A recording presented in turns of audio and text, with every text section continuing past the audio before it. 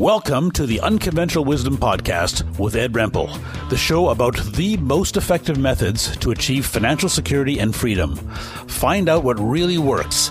Insights are based on in-depth experience from a fee-for-service financial planner, tax accountant, Canada's #1 financial planner blogger, and your host, Ed Rempel. Should I delay CPP and OAS until age 70? The complete answer with real-life examples. So most seniors start their CPP and OAS when they retired or at age 65 without evaluating the options. The truth is that many seniors would benefit from delaying CPP until age 70. Here's how you can figure out what is best for you. The government pensions CPP and OAS are full of cool opportunities to increase after-tax income because of two reasons. Seniors often have flexibility in taking taxable or non-taxable income, and OAS is subject to several clawbacks in addition to income tax. So to see these opportunities, you need to think creatively about pensions, tax, and investments. So after 65, the single most important factors I've found in deciding whether to delay CPP are, one, will you withdraw more from your investments if you delay starting? And two, are you a growth investor? Because this decision is very different for growth investors. Now, in this video, you'll learn why should you ignore CPP breakdown calculations? Why are life expectancy stats understated? What is the best way to estimate your life expectancy? What happens if you are still working? How does your tax bracket each year affect your CPP and OAS and the GIS? How can you qualify for the maximum GIS? How does your CPP and OAS fit into your overall retirement income? Who should take CPP and OAS early and contribute it to RSP? And how do CPP and OAS affect the estate you leave for your kids? And who should delay their CPP to age 65? I have several real-life examples. Note that delaying CPP from age 60 to 65 is a different question with different answers. I discussed this in a recent post called Should I Start My CPP Early? Real-life examples. Now, a quick review of the facts. So the delayed CPP rules. The maximum CPP benefit in 2025 at age 65 is $1,433 per month or $17,196 per year. You can delay starting up to age 70 and you get 8.4% more for each year after age 65. If you start at age 70, you get 42% more for life. So the maximum is $2,035 per month or $24,418 per year. You can start CPP even if you are still working. Now, if you're over 65 and still working, you can choose whether or not to pay into CPP. Your 8 lowest earning years since 18 or age 18, plus years when you had kids under age 7, are called dropout in calculating how much CPP you get. So delayed OAS rules. The maximum OAS benefit in 2025 is at age 65 is $735 a month or $8,819 per year. If you're over age 65, you get 10% more. You can delay starting up to age 70 and you get 7.2% more for every year after age 65. If you start at age 70, you get 36% more for life. So the maximum is $1,000 per month exactly, or $11,994 per year. Now, there's also the clawbacks, so the Guaranteed Income Supplement, GIS, and the OAS clawback. There's two of them. So you can get up to $1,098 per month or $13,173 per year additional income from GIS if you are single, collecting OAS, and have a taxable income less than $22,272 per year, excluding OAS income. For married couples, the GIS is up to $1,321.56 per month or $15,859 per year if your combined taxable income is under $29,424, excluding your OAS income. I know, lots of numbers. So now the GIS, the Guaranteed Income Supplement, all this extra income is tax-free, but it's clawed back at 50% of your income, taxable income, excluding OAS income. Low-income seniors are in a 50% tax bracket. This is why strategies for high-income people can also work for low-income seniors. The OAS clawback is a tax of 15% of your taxable income between $90,454 and $151,668 per year. So tax brackets look different when you include the clawback taxes. Now, the simple breakdown calculations miss many important factors. For example, John starts receiving $17,196 per year of CPP and $8,819 per year of OAS at age 65. Jane starts receiving $24,418 CPP and $11,994 OAS at age 70. Those are both the maximum, all the maximums. It will take Jane 11 to 13 years to catch up. The simple break even is age 81 for CPP and 84 for OAS. John gets more before age 81 and 84, while Jane gets more after. Now, this implies if you expect to live past 84, and most people will, you should delay your CPP and OAS. But this is not the complete answer. So this misses a lot. So now the complete answer depends on these 5 main factors. Note that some of these are similar for the decision to start CPP early at age 60 in my recent video, but some of these are very different or even opposite. Now, how long do you expect to live? Now, this is a morbid question, but it's important for this decision. Now, I covered this in my recent post on CPP early. If you reviewed that one very recently, you could skip ahead about 2 minutes here because this part is the same, but then after that, it's all quite different. So if you start CPP and OAS at age 70 instead of 65, you collect for 5 less years, but you get more and eventually catch up. The longer you expect to live, the better it is to delay CPP. Today, average life expectancy for people that made it to age 65 is age 86. Actually, it's 85 for men, 85 for women. Now, but this is understated. Average life expectancy has been rising about 0.2 years each year. You may think you get a year closer to death every year, but in reality, it's only 0.8 of a year closer. This is mainly because of advances in medical science being able to cure or prolong life for most diseases, especially heart disease and cancer. About 88% of all deaths in Canada are from diseases. By the time today's 65-year-olds get there in 25 years, they are expected to live to age 90. So actually, it's 89 for men and 91 for women. So now, if you're married, it's best to use your combined life expectancy. The one of you that lives the longest should get 60% of the CPP of the other.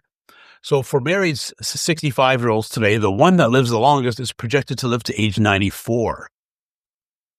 Most people underestimate their life expectancy. They may focus on how their parents or their older family members were when they passed away, but every generation lives longer than the last. Your specific life expectancy may be lower if you have significant health issues. You can get an estimate with either the Project Big Life's life expectancy calculator that targets Canadians, or better is the Living to 100 calculator with more in-depth lifestyle questions. I have links to both of these on my blog. Without major health issues, it's probably best to use average life expectancy, especially if you're married, so you can plan for the one of you that lives the longest. Bad genes mostly affect life expectancy for people under age 50, while life expectancy above age 50 is mostly based on lifestyle. Your combined life expectancy based on whoever of you or your spouse lives the longest is probably the best age to use. So in summary, life expectancy suggests most people should wait to age 70. Factor number 2, can you qualify for GIS? Now, the Guaranteed Income Supplement, or GIS as it's called, is significant, being up to $15,859 per year, tax-free for a couple. You can only get GIS if you are getting OAS. You may be able to qualify with some creative planning, such as deferring taxable income and living only on OAS, GIS, and non-registered investments. There are all kinds of creative strategies. It's a topic that fascinates creative planners like me. To get the most total pension, you need to plan at least a few years early and often do the opposite of what you would otherwise do. So you're going to decide ahead of time in most cases because you're either going to go for it or you're not. I have a post specifically about this called Make Your Retirement Comfortable with the 8-Year GIS Strategy on my blog. See the story of Gloria below in the examples. The 50% clawback is a huge factor. Even if you qualify for GIS with or without creative planning, you should almost definitely start your OAS at age 65 if you could qualify. GIS is part of the OAS, so you cannot get GIS unless you are getting OAS. Right, so good reason to possibly start OAS early. Now, number 3 factor, how do you invest? Okay, this is where it looks different for growth investors. Also, the investing factor here is for delaying CPP to age 70 is different from the CPP early at age 60 decision on my recent video because the implied returns are different. And it's actually a different conclusion. Starting your CPP early might mean you could take less income from your RSPs or other investments, leaving them to grow. Then you could take more income from your investments later. If you start CPP 5 years sooner at age 65, you can leave that amount of your investments to grow. To have the same lifetime income as someone starting at age 70 with a life expectancy of age 90 with 2% inflation, your investments would have to earn an average return of 6.8% per year.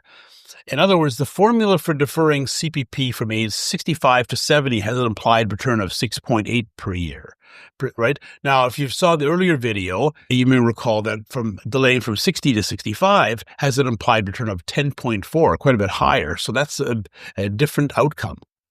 Now, investing says that if you expect your investments to average more than 6.8% per year, you should take CPP earlier. So for growth investors, that is lower than the long-term return of the stock market. Investors should generally diversify globally or in the U.S. The average return of the S&P 500 from 1950 today is 10.8% per year. For financial planning purposes, a more conservative return, about 8%, is more prudent.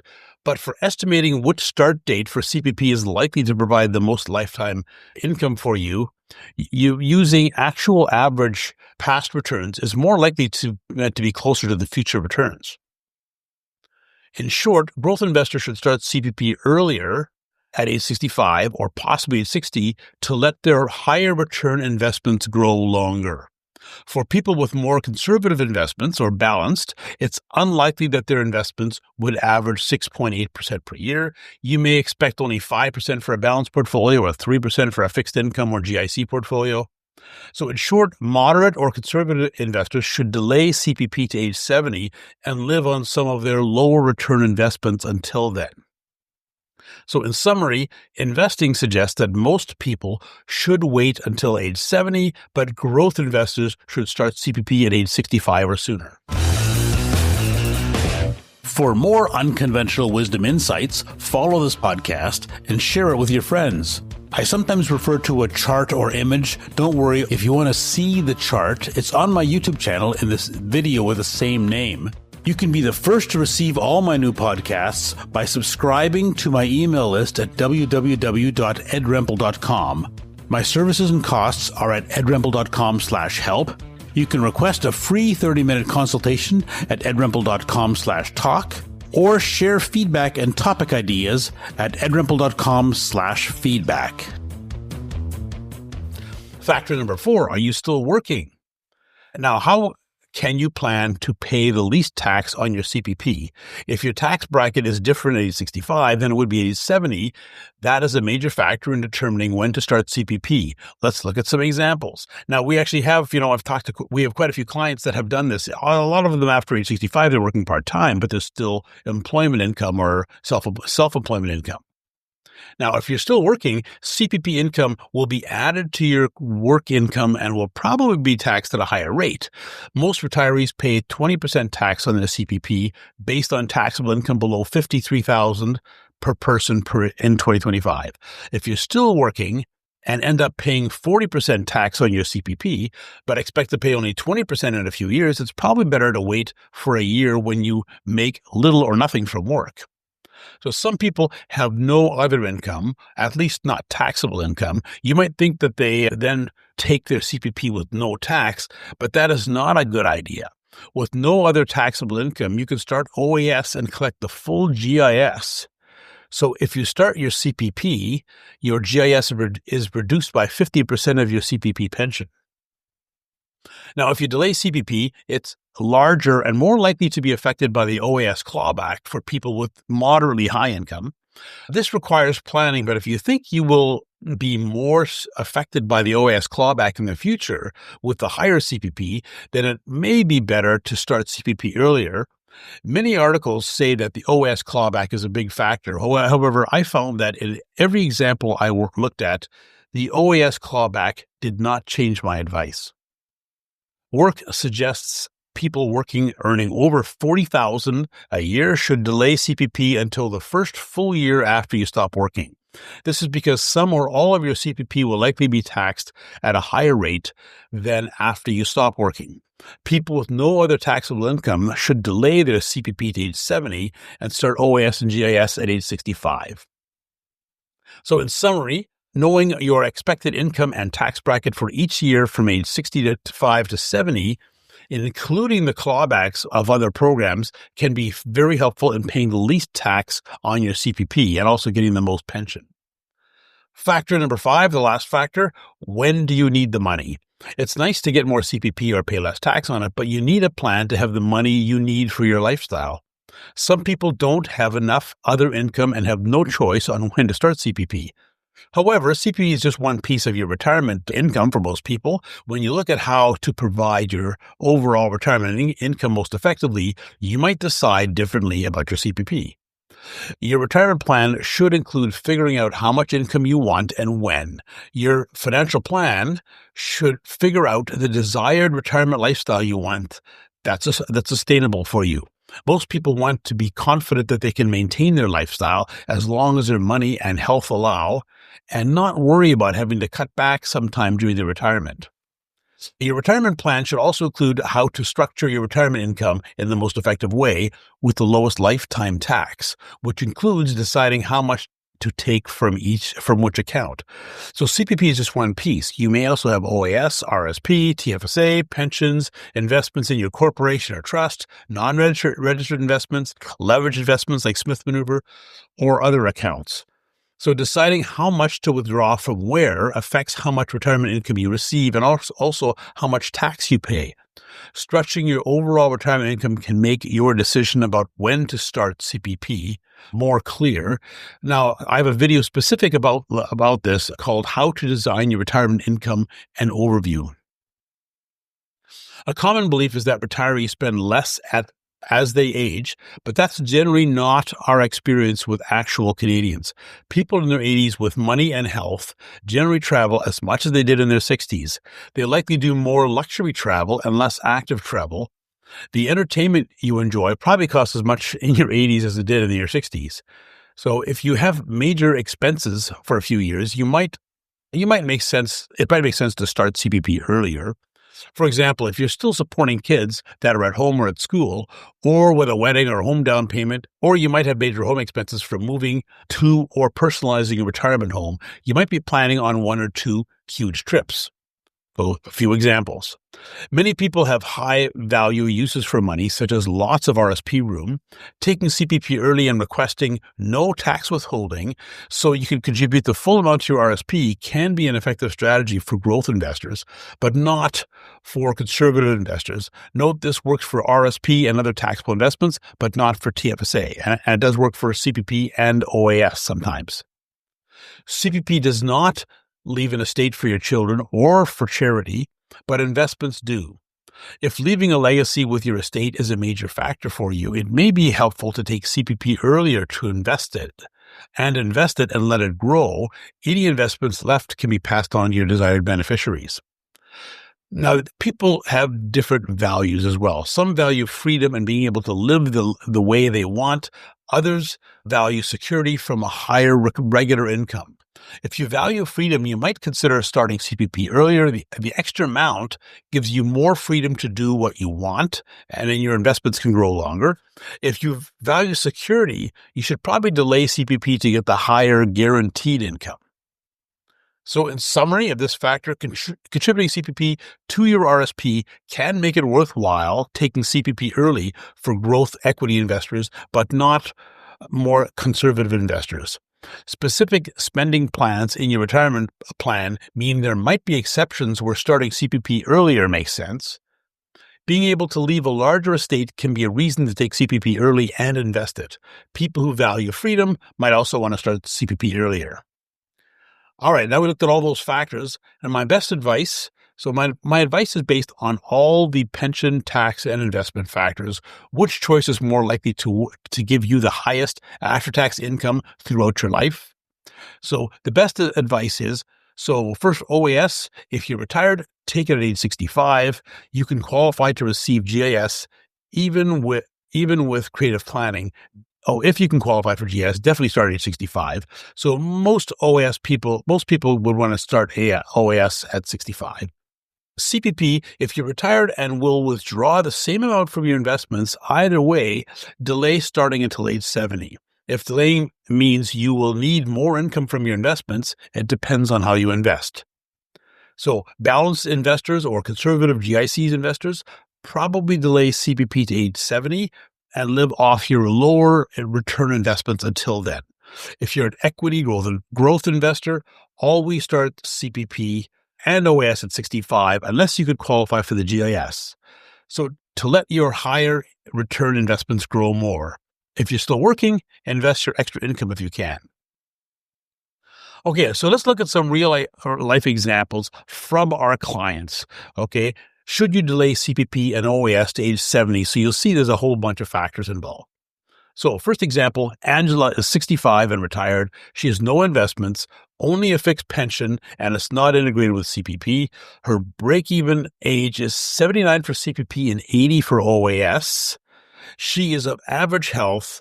Should she delay CPP and OAS until age 70? Yes for CPP to get the maximum GIS, no for OAS.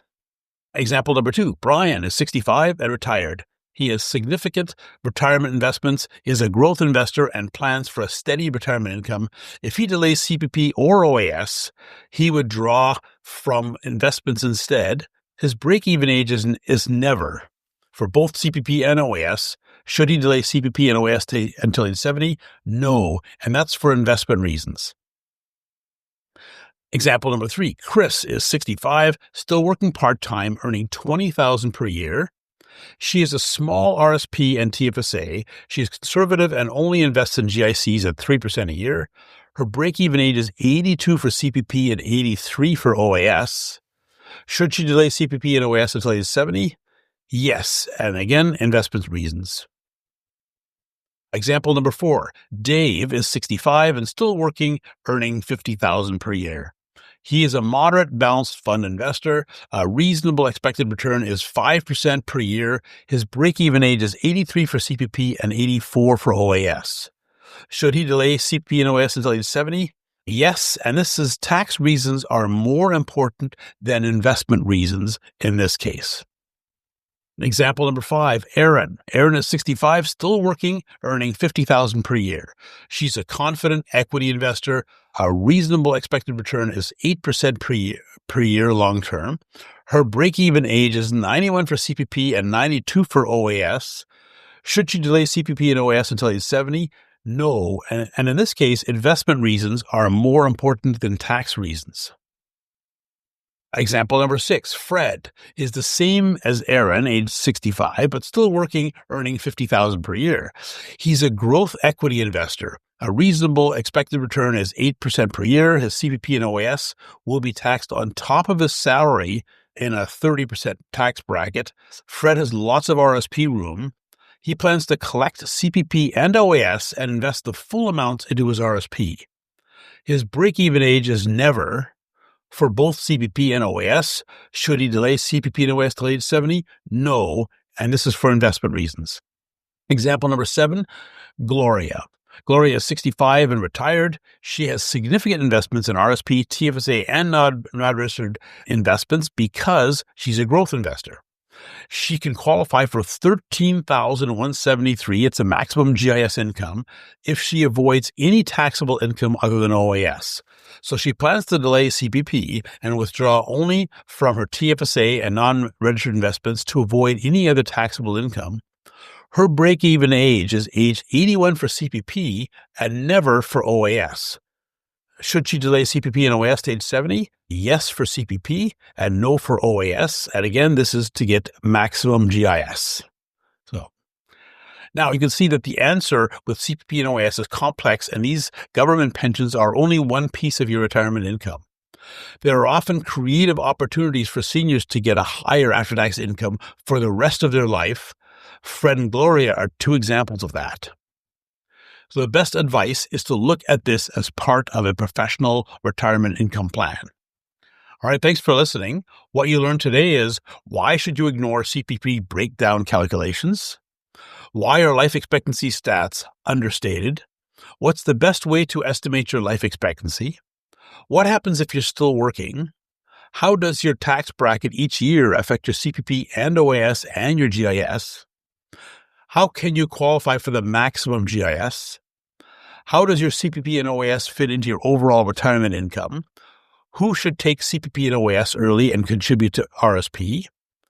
How do CPP and OAS affect the estate you leave for your kids?